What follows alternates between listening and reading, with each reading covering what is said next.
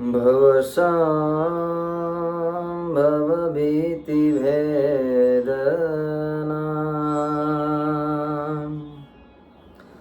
सुख संपत करुणानिकेतना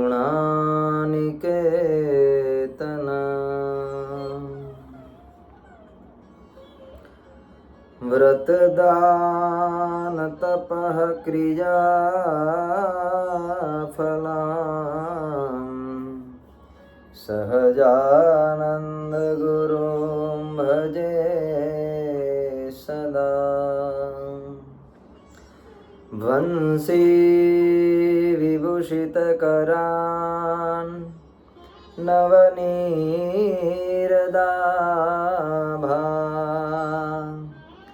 पीताम्बरादरुण बिम्बफलाधरोष्ठा पूर्णेन्दुसुन्दरमुखा दरविन्दनेत्रा कृष्णात् परं किमपि तत्त्वमहं न जाने। ॐ अवतारिणे श्री स्वामिनारायणाय नमो नमः। ॐ श्री पूरणपुरुषोत्तमाय श्री घनश्यामाय श्रीनलकंठाय नमो नमः। बोलो स्वामिनारायण भगवाननी जय।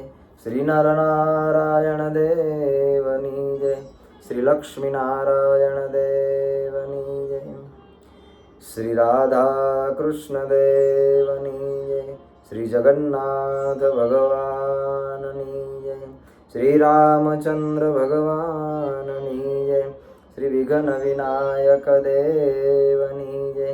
श्री कष्टभंजन देवनी जय। ओम नमः पार्वते पतये हर हर महादेव।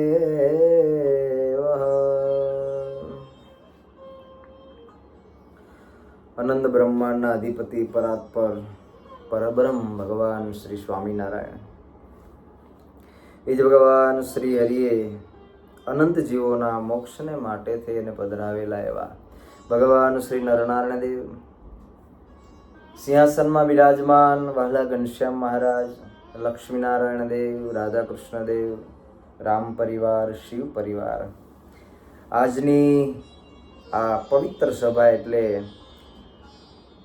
અષાઢી બીજ ભગવાનનો રથયાત્રાનો દિવસ, પરમ પવિત્ર દિવસની આજની સભા ભગવાન જગન્નાથજીના ચરણોમાં પ્રાર્થના કરીએ। એ જ ભગવાન શ્રીહરિ તેમજ પરમ પૂજ્યપાદ આચાર્ય મહારાજ શ્રી 500 પરમહંસો સર્વે સંતો સભામાં ભગવત કથાનું શ્રવણ કરવા પધારેલા શ્રીહરિના લાડીલા સર્વે ભક્તજનો સર્વને ભાવથી જય સ્વામિનારાયણ। અષાઢી બીજ, એ અષાઢી બીજની જે પવિત્ર પુણ્ય તિથિ જે છે એ તિથિ વિશેષ કરીને ભગવાન કૃષ્ણ સ્વરૂપ એવા ભગવાન જગન્નાથજી, ભગવાનનું નામ જુદું છે, મૂળ ભગવાનનો અવતાર છે કૃષ્ણ અવતાર। એ ભગવાન કૃષ્ણએ જ એ સ્વરૂપે દર્શન આપી અને ભગવાનના ભક્તોના ભાવને પૂર્ણ કર્યા છે। આપણે ઘણી વખત સાંભળીએ છીએ કે ભગવાન અનંત રૂપે, એક ભગવાન છે એ ભગવાન અનંત રૂપે થાય છે। એ સમજવાનો વિષય છે। જો ન સમજી શકીએ તો આપણા મનની શંકાઓનું સમાધાન જલ્દી થાય નહીં। એક જ ભગવાન છે એક જ ભગવાન જ્યારે આ ધરતી ઉપર ધર્મ સ્થાપન માટે, અસુરોના સંહાર માટે, ભગવાનના ભક્તોની ભાવનાને પૂર્ણ કરવા માટે, એ જ ભગવાન, એક જ ભગવાન અનંત રૂપે જ્યારે જ્યારે જેવું રૂપ ધારણ કરવું ઘટે ત્યારે ભગવાન એવા રૂપનું ધારણ કરે છે. ભગવાન જુદા છે નહીં, ભગવાન બે છે નહીં, ભગવાન એક છે. એક ભગવાન અનંત રૂપે થાય છે. જેવી રીતે આપણા ઘરની અંદર અથવા તો મંદિરની અંદર ઘણી બધી જુદી જુદી લાઇટો ડિઝાઇન વાળી છે. ગરમી લાગે તો એના માટે એસી મૂકેલું છે, ઠંડી લાગે એના માટે હીટરની વ્યવસ્થા છે,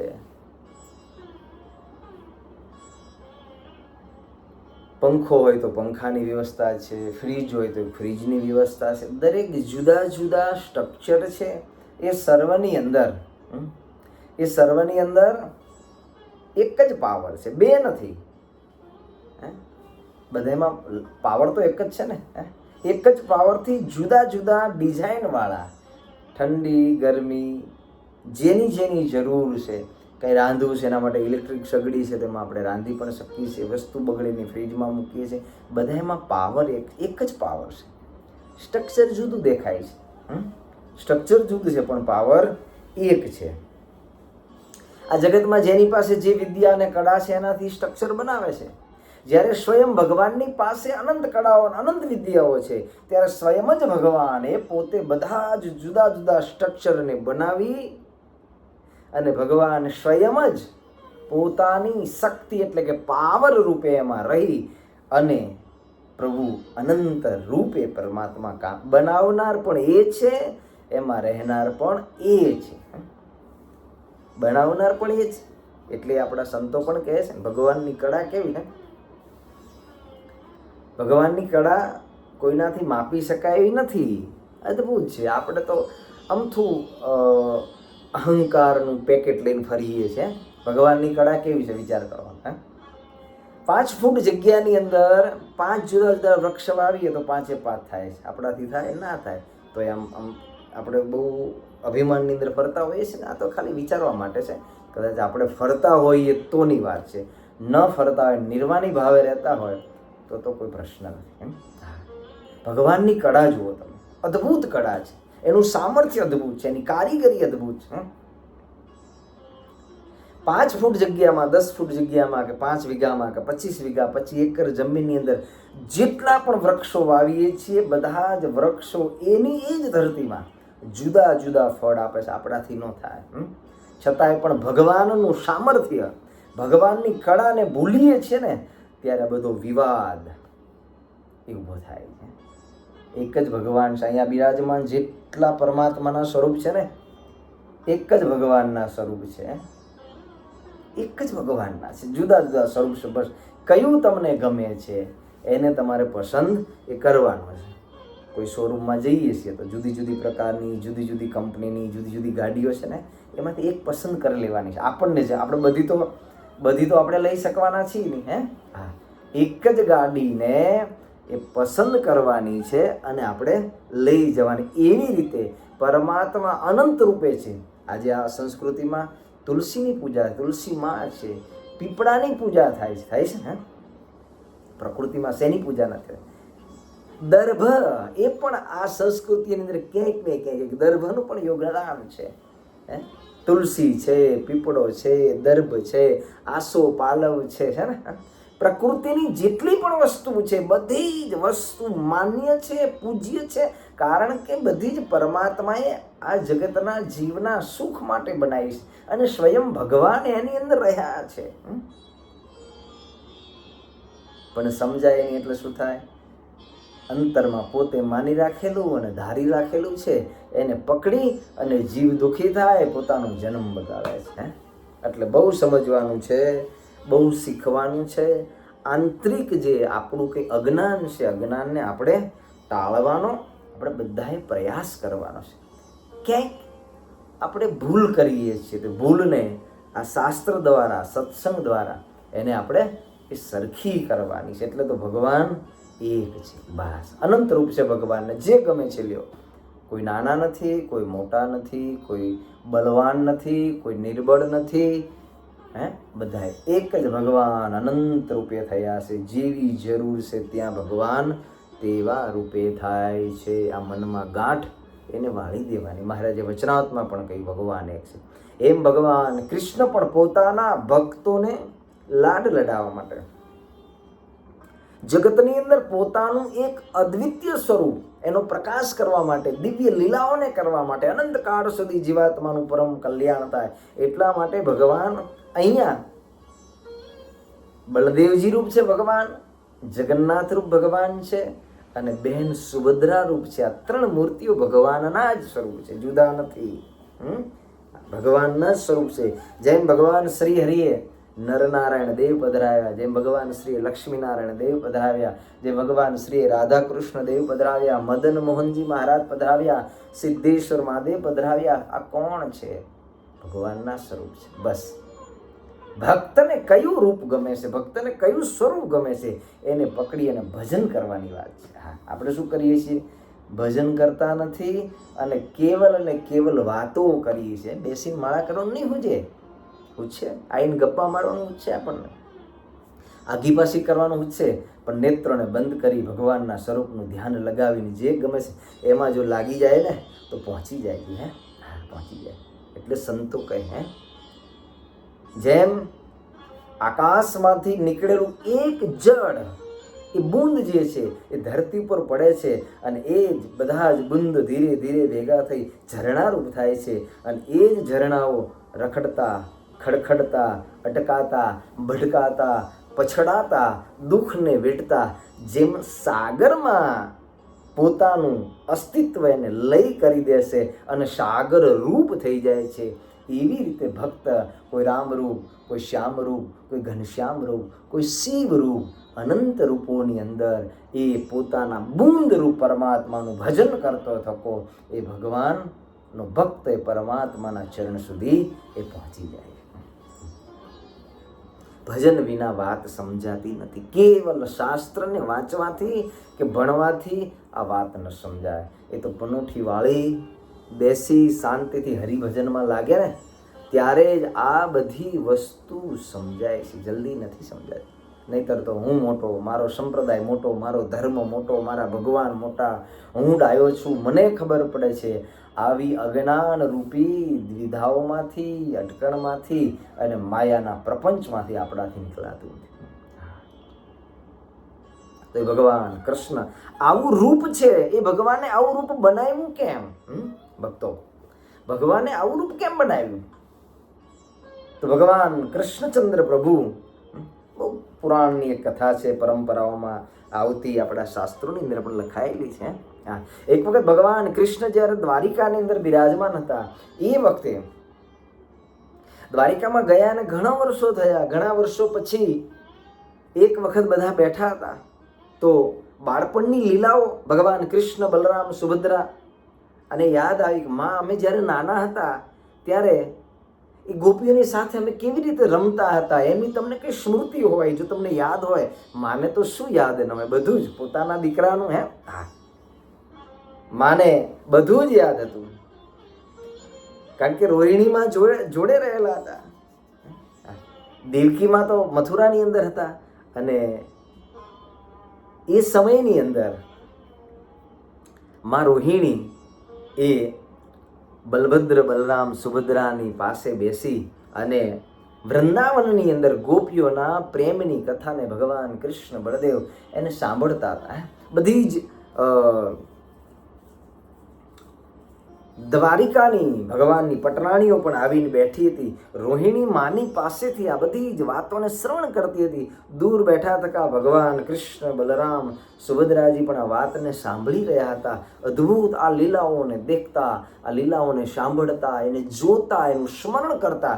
જે વાત માં કરે છે બધી જ વાત કૃષ્ણ અને બલરામ એ પોતે સુભદ્રાજી સાંભળે છે. એ યાદો આવી પ્રેમની અંદર. ગોપીઓનો પ્રેમ તો અલૌકિક હતો. પ્રેમની તો વાત જ જુદી છે. એ તો પ્રેમ કરીએ તો ખબર પડે. જગતનો વાસના મેં પ્રેમ કર્યો છે તો 4 દાડા રહેશે ને પછી ચાલ્યો જાય છે, પછી ઝઘડા થાય છે ને ડખા થાય. દુનિયાના પ્રેમમાં તો એવું જ છે ને. જગતના પ્રેમની અંદર વિશુદ્ધતા નથી. જગતના પ્રેમની અંદર કંઈક ને કંઈક આશાઓ પડી છે, તૃષ્ણાઓ પડી છે, લાલચ પડી છે, ભોગ બુદ્ધિ પડી છે. હા, પરમાત્માના પ્રત્યેનો પ્રેમ છે એ પ્રેમ સાચો છે. જગતનો પ્રેમ પ્રેમ નથી. ને આપણે બધા બેઠા છીએ અહીંયા, આપણને બધાને અનુભવ છે. જગતનો પ્રેમ શું છે? સ્વાર્થ છે. એક પ્રેમનું રૂપ આપ્યું છે કે હું તને પ્રેમ કરું છું, ઓલો કે હું તને પ્રેમ કરું છું. પ્રેમ નથી ભક્તો. પ્રેમ શબ્દ માત્ર ભગવાન માટે વપરાયો છે. પ્રેમ જગતના જીવ માટે નથી વપરાય. બધા સાંભળે છે ભગવાનની લીલાઓને. સાંભળતા બલરામજી, ભગવાન કૃષ્ણ, સુભદ્રાજી જોઈ રહ્યા, પોતાની બાળ લીલાઓને સાંભળતા એ ગોપીઓના પ્રેમની અંદર ઊંડા ગરકાવ થઈ ગયા. ભક્તો એટલા બધા ભગવાન એની અંદર ઉતરી ગયા તો પોતાનું જે સ્વરૂપ હતું, એ પોતાનું સ્વરૂપ એ ધીરે ધીરે ધીરે ધીરે પીગળવા લાગ્યું. હાથ પીગળવા લાગ્યા, પગ પીગળવા લાગ્યા. જાણે મીણ હોય, મીણ જેમ આપણે મીણબત્તીને જલાવીએ ધીરે ધીરે ધીરે ધીરે ટૂંકી થતી જાય ને, એમ ભગવાનના સ્વરૂપના અંગ છે એ બધા જ અંગ આ પ્રભુની લીલાની અંદર એટલા બધા તદ્રુપ થયા કે પોતાના અંગ ઓગળવા લાગ્યા. આ સ્વરૂપને નારદજીએ જોયું. નારદજી એકદમ આ ભગવાનનું સ્વરૂપ જોઈને વિચાર કરવા લાગ્યા, આ શું? પ્રભુના પાસે આવીને નારદજીએ ભગવાનને વંદન કર્યા. દિવ્ય લીલાઓ બધી ચાલતી હતી. પરમાત્માની પોતાની આંખો પણ ધીરે ધીરે બધી જ પોળી થવા લાગી છે. નારદજીએ અદ્ભુત આ જોયું. ભગવાનની સામે નજર કરી, 2 વંદન કર્યા. આ ખડબડાટ થયો. બધી જ લીલાઓ આ સંકેલાઈ. પરમાત્મા પોતાના મૂળ સ્વરૂપની અંદર આવ્યા. નારદજીએ કહ્યું પ્રભુને, પ્રભુ આ મને કાંઈ સમજાણું નહીં પ્રભુ, આવું આપણું સ્વરૂપ મેં પહેલાં ક્યારેય જોયું નથી. ભગવાને કહ્યું કે નારદજી, બસ જગતની અંદર એક આ મારું સ્વરૂપ છે. એ મારું સ્વરૂપ આ જગતની અંદર એ પૂજ્ય બનશે. અનંત જીવોના કલ્યાણ માટેનું આ સ્વરૂપ બનશે. એ પરમાત્માએ પોતાની લીલાનો વિસ્તાર કરવા માટે થયું. કેવું સ્વરૂપ? ભગવાન જગન્નાથ, અડધા હાથ કેડથી ભગવાનનું શરીર, ઉપરના ભાગનું, નીચેનું ભાગનું નહીં. પરમાત્માની મોટી મોટી આંખો છે. આવું ભગવાનનું સ્વરૂપ, આવો ભાવ એને હવે આ જગત ઉપર ભગવાનને પ્રગટ કરવો છે. શાસ્ત્રો કહે છે આવું ભગવાનનું કેમ, આવું રૂપ કેમ છે? હાથ પર ભગવાનના નથી, ભગવાનની આંખો પણ બહુ મોટી થઈ ગઈ છે. આનો અર્થ શું? શાસ્ત્રો એમ કહે કે ભગવાન પોતાની આંખોને પહોળી કરી અને સતત જે પોતાનો છે, પોતાના જે છે ને એના ઉપર ભગવાન સતત અને સતત પોતાની દ્રષ્ટિ પહોળી રાખી કરુણા દ્રષ્ટિથી જોયા કરે છે કે મારો ભક્ત રાત દિવસ મને યાદ કરે છે, મારો ભક્ત રાત દિવસ મારું ભજન કરે છે, મારો ભક્ત રાત દિવસ મારું ધ્યાન કરે છે, મને યાદ કરે છે, મને એક પલ માત્ર પણ ભૂલતો નથી. એ પરમાત્માનું એક આંખનું જે દ્રશ્ય છે એ એનો ભાવ આપણા શાસ્ત્રો કહે છે એવો છે. કૃપા દ્રષ્ટિ છે. ભગવાન બતાવે છે કે હું આ જગતની અંદર સતત અને સતત જાગૃત રહું છું, ક્યારે ઊંઘતો નથી. ભગવાન કે ઊંઘતો નથી.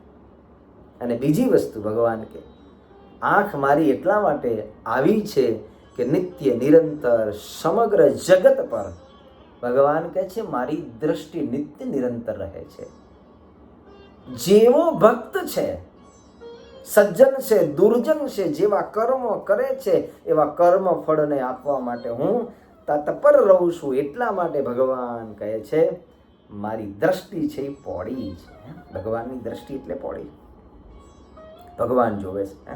મહારાજે કહ્યું, મહારાજ કે અમે જગન્નાથપુરી અંદર જયા ત્યારે એ જગન્નાથ ભગવાનમાં રહીને અમે રહેલા ભક્તોના ભક્તિ ભાવ છળ કપટને જોતા હતા.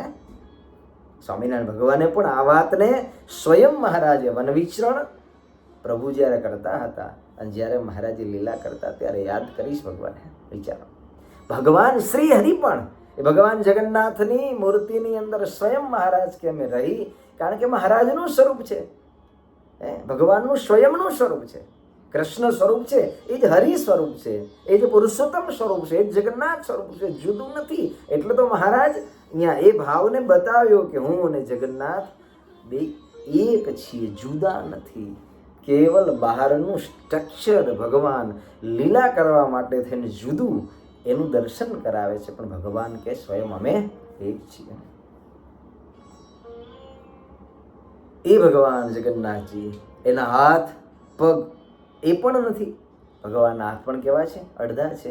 કમરના ભાગે નીચેનો ભાગ પણ નથી. આ શું દર્શાવે છે? ભગવાનનો ભક્ત એ ભગવાનને પોતાનો ભક્ત જ્યારે વહાલો લાગે છે ત્યારે આપણા શાસ્ત્રો પણ કહે છે કે ભગવાનને ભક્ત પાસે પહોંચવા માટે કે જગતની અંદર જવા માટે ભગવાનને હાથ કે પગની જરૂર નથી. એ પરમાત્મા સર્વવ્યાપક છે. ભગવાન સર્વવ્યાપક છે. ભગવાનને હાથે પગેથી ચાલીને જવું નથી પડતું કે ચાલીને જશે કે હાથેથી કાંઈ કરશે. એવા ભગવાન છે. આ જગતની અંદર સાકાર સ્વરૂપ ભગવાન પોતાની અંતર્યામી સ્વરૂપે ભગવાન વ્યાપક છે. એટલે ભગવાન બતાવે છે વિના હાથ વિના પગ હું જીવ પ્રાણી માત્રના જીવની અંદર એના હૃદયની અંદર અંતર્યામી રૂપે રહી અને બેઠો છું. મારે હાથ પગની પણ જરૂર નથી. બીજી વસ્તુ, મારા ભક્તની રક્ષા કરવા માટે પણ મારે હાથ પગનો ઉપયોગ નથી કરવો પડતો. ઈચ્છા માત્રથી પ્રભુ કહે છે કોઈ હાથ પગની જરૂર નથી. ઈચ્છા માત્રથી પરમાત્માનું રક્ષણ એનું પોષણ ભગવાન કેવું કરું. અને ભગવાન કેવા છે? ભગવાનના અનંત આકાર છે. ભગવાનના અનંત આકાર છે. ભક્તને જેવો ભાવ છે એવા આકારને ભગવાન એ ધારણ કરશે. ભગવાન એવા આકારે બંધાય છે. વિચાર કરો, દ્રૌપદીની રક્ષા કરવા માટે પરમાત્માનો અવતાર થયો, વસ્ત્ર અવતાર થયો. પરમાત્મા વસ્ત્ર રૂપ બન્યા દ્રૌપદીના રક્ષણ માટે. વસ્ત્ર અવતાર થયો. દુશાસન થાકી ગયો, સાડી નવા રંગની નવીન સાડી હરિયે ધરી રે. નવા રંગની નવી સાડી થાકતો ગયો. ભગવાનનો વસ્ત્ર અવતાર થયો. વસ્ત્ર રૂપ થયા ભગવાન. એક કાપડ રૂપ ભગવાન થયા, એક સાડી રૂપ ભગવાન બન્યા. તો ભગવાન છે.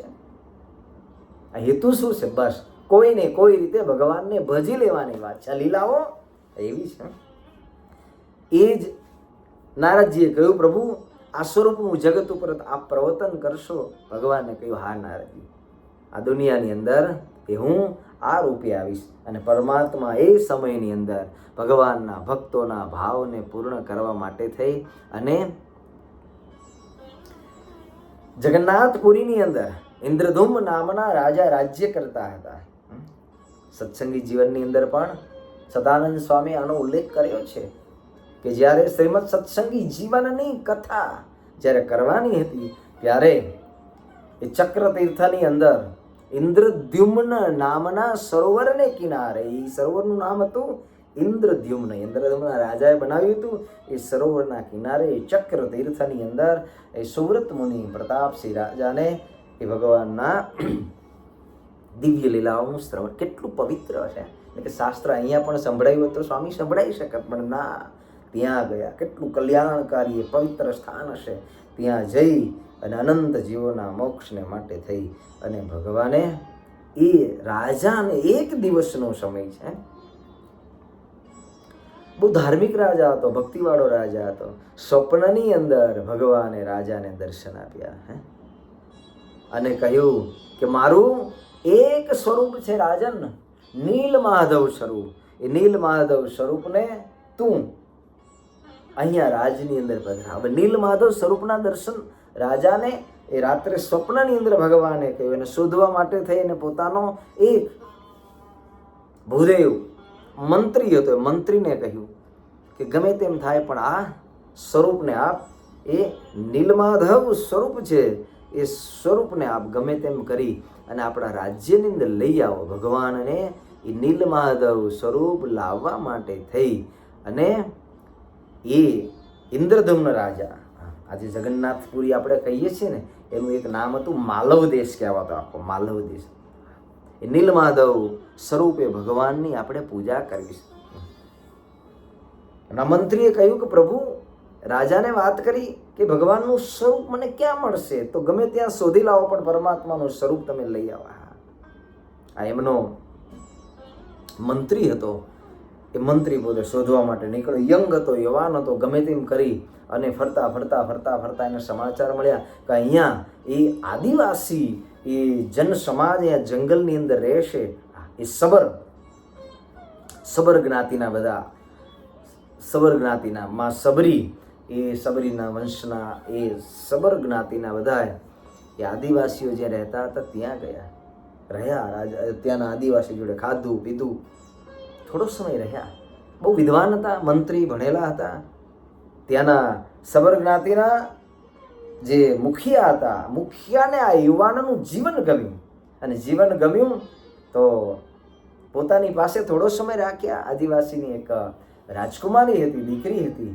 એ દીકરીની જોડે આનો સરસ મજાનો ભેદભાવ સંબંધ થયો. આ દીકરીએ પોતાના પિતાને વાત કરી, પિતાજી, મને આ યુવાન બહુ ગમે છે, જો તમે રાજી હોય તો મારા લગ્ન તમે આની જોડે કરાવી આપો. સબર આદિવાસી એના મુખિયાએ પોતાની દીકરીના એની જોડે લગ્ન કરાવ્યા, અને લગ્ન કરાવી થોડો સમય ગયો. એક દિવસે પોતાની પત્ની આદિવાસી એને કહ્યું કે પિતાજી દરરોજ ક્યાં જાય છે? તો કે અહીંયા જંગલમાં એક મંદિર છે, અને મંદિરને અદ્ભુત પરમાત્માનું એક નીલમાધવ સ્વરૂપ છે, અતિ દિવ્ય અને તેજોમય છે, જેમના શરીરમાંથી દિવ્ય જ્યોતિ એના દર્શન થાય છે. એ અદ્ભુત એ દિવ્ય જ્યોતિ એના દર્શન કરવા જાય છે. આ તો પોતાનું કાર્ય કરવા માટે આવેલો રાજાનો મંત્રી, એને વાત કરી મારે દર્શન કરવા. દીકરીએ પોતાના પિતાને વાત કરી કે મારા પતિને આપ દર્શન કરાવો, પણ એને કહ્યું કે ના, આ બહુ ગુપ્ત રહસ્ય છે ને, ગુપ્ત રાખવાનું માટે કોઈને કહેવું નથી. તો પણ ગમે તેમ થાય તો આંખે પાટા બાંધી અને એને ત્યાં લઈ જઈ અને પાટો ખોલી નાખજો, અને ત્યાં દર્શન કરાવીને વળી પાટા બાંધીને લઈ આવજો.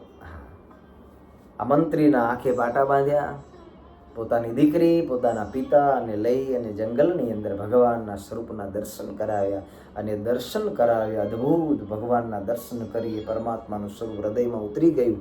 અને એ જ હૃદયમાં ઉતરેલું સ્વરૂપ ત્યાંથી પાછા આવ્યા. પણ મંત્રી બહુ હોશિયાર હતો. આંખે પાટા બાંધ્યા. એ સમયની અંદર હાથની અંદર રાઈના સરસવના દાણા, એ દાણાને લઈ અને થોડા રસ્તાની અંદર પોતાની પોટલીમાં એક કાણું પાડેલું, અને એ બધા દાણાઓ એ વેરાતા, અને ચોમાસાનો સમય આવે ત્યારે બધા ઉગી નીકળેલા. એ રસ્તો પોતાને મળી ગયો. આ મંત્રી છે, મંત્રી પોતે રાજ્યની અંદર આવે છે. આવી અને રાજાને વાત કરી કે આપને જે સ્વપ્ન થઈ તો વાત હકીકત છે, અને નીલમાધવ ભગવાનનું સ્વરૂપ છે, અહીંયા એ બિરાજમાન છે. રાજા પોતાનું સૈન્યને લઈ અને ત્યાં જાય છે, દર્શન કરે છે. જેવા દર્શન કરે છે ત્યાં એ જ ભગવાનનું જે સ્વરૂપ હતું એ અદૃશ્ય થઈ જાય છે. રાજાને સ્વરૂપ મળતું નથી. રાજાને દર્શન થયા, બહુ વેવડ થઈ ગયા, ચિંતાતુર થઈ ગયા, ભગવાનનું સ્વરૂપ અદૃશ્ય થઈ ગયું. આદિવાસીઓને પણ થયું કે આ ભગવાન અમને મળેલા ભગવાન હતા, એ ભગવાન અદૃશ્ય થયા. રાજા રાજ્યની અંદર પાછા આવ્યા. રાત્રિનો સમય હતો. ભગવાને ફરી વખત દર્શન આપ્યા, અને દર્શન આપીને કહ્યું કે સમુદ્રની અંદર દક્ષિણ ભાગની અંદર એક વિશાળ કાય એક દારૂનું એક વૃક્ષ હશે. એવું લાકડું છે. દારૂ એટલે એ કાષ્ટ છે. એ કાષ્ટમાંથી તું ભગવાનની મૂર્તિ બનાવી અને અહીંયા રાખજે. બીજો દિવસ થયો. રાજા માણસોને લઈ અને જે દિશામાં ભગવાને કહ્યું હતું ત્યાં એ કાષ્ટ હતું, કાષ્ટને લાવી અને વિચાર કરવા લાગ્યા આમાંથી મૂર્તિ કેમ નહીં બનાવી. વરી રાત્રિના સમયે એક બ્રાહ્મણ વૃદ્ધ છે આવીને સ્વપ્નમાં આવીને કહ્યું કે રાજા, ચિંતા ન કરશો, જે તમને લાકડું મળ્યું છે સમુદ્રમાંથી, એમાં જે મૂર્તિ બનાવવાની છે ને એ મૂર્તિને હું બનાવીશ, પણ મારી એક શરત છે. તો કે શું? મૂર્તિ બનાવવા દરવાજો બંધ કરી અંદર બેસું, અને જ્યાં સુધી મૂર્તિ બનાવીને હું બહાર ન નીકળું ત્યાં સુધી મારો દરવાજો કોઈ ખખડાવવો નહીં અને ખોલવો નહીં. દરરોજ મારું ભોજન છે થારી લઈને મૂકી જાજો. ભલે શરત થઈ, બીજા દિવસે સવાર થયું. જે વૃદ્ધ ભૂદેવે દર્શન આપ્યા હતા એ જ ભૂદેવ આવ્યા અને ભૂદેવને મૂર્તિ બનાવવા માટેનું કામ છે એ કામ સોંપ્યું. આ ભૂદેવ બીજા કોઈ નહીં પણ ભગવાનના એ કળા કરનારા, મહેલ બનાવનારા વિશ્વકર્મા હતા. અને એ જ વિશ્વકર્મા એ સુથારના સ્વરૂપમાં આવેલા. આજે ભગવાન વિશ્વકર્માના જે લોકો સુથાર લોકો છે એમની પૂજા કરે એ ભગવાન આવેલા. મૂર્તિ બનાવવાનું કામ એ પૂરું ન થાય ત્યાં કોઈ દરવાજો ખોલો નહીં. આ બધી શરત કરી. ઘણા દિવસ થઈ ગયા મૂર્તિ બનાવતા. એક દિવસ અવાજ આવતો બંધ થઈ ગયો.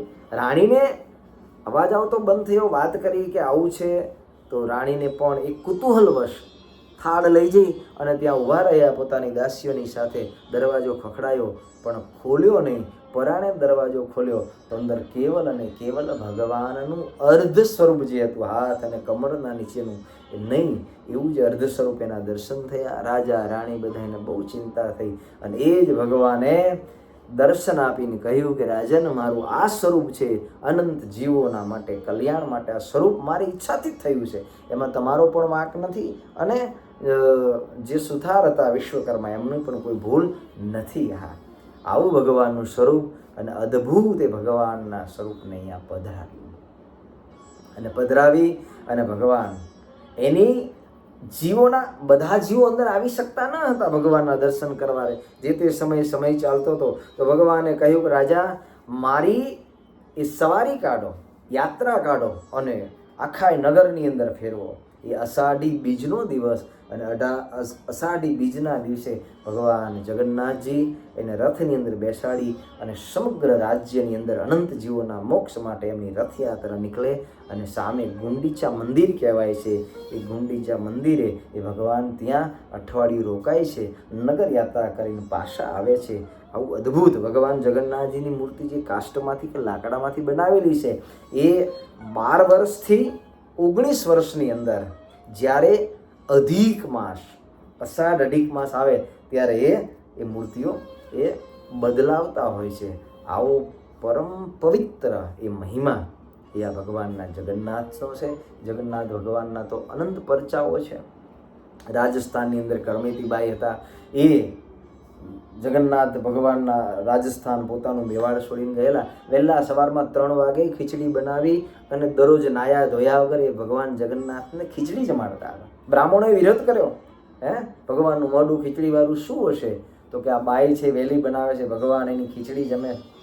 તો એ કરમેતીબાઈ એની ખીચડી પણ કર્માબાઈનો ખીચડો કહેવાતો, કથા અદ્ભુત છે એની પણ. એ ભગવાન એના ભાવનો ખીચડો નાયા ધોયા વગર જમતા હતા. એક મુસ્લિમ હતો. એ મુસ્લિમ પણ બહુ બીમાર પડેલો. એ મુસ્લિમ તો એના મા હતા એ હિન્દુ હતા, એના પિતા હતા એ હિન્દુ ધર્મના ન હતા, તો બીજા કોઈ હતા. તો લગ્ન થયેલા ત્યારે આ દીકરો થયેલો અને એ દીકરો શાલબેગ એનું નામ હતું. એ શાલબેગ નાનો બહુ સુરવીર હતો, લડવૈયો હતો, હોશિયાર હતો. પણ થોડો સમય ગયો તો ક્યાંક યુદ્ધની અંદર ઘાયલ થયો, બહુ બીમારી આવી ગઈ. તો એની માએ કીધું, બેટા ભગવાન જગન્નાથ અહીંયા સાક્ષાત બિરાજમાન છે, ભગવાન જગન્નાથનું સ્મરણ કર. એ દીકરાએ ભગવાન જગન્નાથનું સ્મરણ કર્યું. ભગવાન સાક્ષાત જગન્નાથજી ત્યાં એ પધાર્યા, સ્મરણ કર્યું, પ્રસન્ન થઈને ભગવાન એની ભક્તિને વશ થઈ એના તમામ રોગોનું ભગવાન જગન્નાથજીએ એ નિવારણ કરેલું. એ ભગવાન જગન્નાથ સ્વામિનારાયણ ભગવાનની સાથે પણ આ ભગવાન જગન્નાથજીની એ કથાઓ જોડાયેલી છે. ઘણા બધા ભક્તજનો એ ભગવાન જગન્નાથના દર્શન કરવા માટે થઈ અને જતા હતા. અદ્ભુત ભક્તજનો કથા. આજનો આ પવિત્ર દિવસ ભગવાન જગન્નાથજીનો, એટલે અષાઢી બીજ જગન્નાથજીની યાત્રા નીકળવાના પણ ઘણા બધા કારણો છે. એક તો પરમાત્માની ઈચ્છા આનંદ જીવોના કલ્યાણ માટે. બીજું, હવે ચાતુર્માસ ચાલુ થશે થોડા જ સમયની અંદર. અષાઢ સુધી બીજ પછી એકાદશી આવે અને એ એકાદશીથી હવે ચાતુર્માસ ચાલુ થાય. તો ચાતુર્માસ પછી ભગવાન 4 મહિના એ પરમાત્મા પોતે 4 માસ સુધી આરામની અંદર હોય છે. તો જગતને દર્શન આપી અને પ્રભુ પોતાનું લીલા કાર્ય 4 માસ કેવલ દર્શન આપી અને ભક્તિ કરતા ભક્તજનોના મનોરથો પૂર્ણ કરવા માટે થઈ પરમાત્માની લીલાને પરમાત્મા એ વિરામ કરે છે કે 4 માસ બધા ભજન કરો. તો ચાતુર્માસ પવિત્ર ભજન કરતા પહેલાં ભગવાન પોતાનું દર્શન આપે છે. એવો આ ભગવાનનો હેતુ ઘણા બધા હેતુઓ છે. એની અંદર ભક્તજનો વિશેષ એ ભગવાન જગન્નાથજી જીવાત્માની પોતાની મૂર્તિ એના હૃદયમાં વસે અને જીવાત્મા આત્મકલ્યાણ કરે એ મોટો હેતુ છે. માટે બધા સાથે મળીને ખૂબ ભગવાનની ભાવથી રથયાત્રા એનો દર્શન કરી આનંદ કરી અને ભગવાનને આપણે રાજી કરીએ એ જ શુભ ભાવના સાથે ભગવાન જગન્નાથજીના ચરણમાં પ્રાર્થના કરીએ. પરમાત્મા એ ભક્તિ એ જ્ઞાન એ વૈરાગ્ય આપણા જીવનની અંદર આવે અને ભગવાનના અનંત સ્વરૂપોની અંદર એક ભગવાનનું આ એક જગન્નાથ સ્વરૂપ છે એના દર્શન કરી આપણા જીવનને આપણે ધન્ય બનાવીએ ભક્તજનો. તો અત્રે અહીંયા આ કથાને ભગવાન શ્રી હરિના ચરણોની અંદર વંદના સાથે આપણે વિરામ કરીએ. બોલો સ્વામિનારાયણ ભગવાનની જય. શ્રી નરનારાયણ દેવની જય. શ્રી લક્ષ્મીનારાયણ દેવની જય. રાધા કૃષ્ણ દેવની જય. જગન્નાથ ભગવાનની જય. રામચંદ્ર ભગવાનની જય. વિઘ્ન વિનાયક દેવની જય. કષ્ટભંજન દેવની જય. ઓમ નમઃ પાર્વતી પતયે હર હર મહાદેવ. બધા ભક્તોના ભાવથી જય સ્વામિનારાયણ, જય સ્વામિનારાયણ.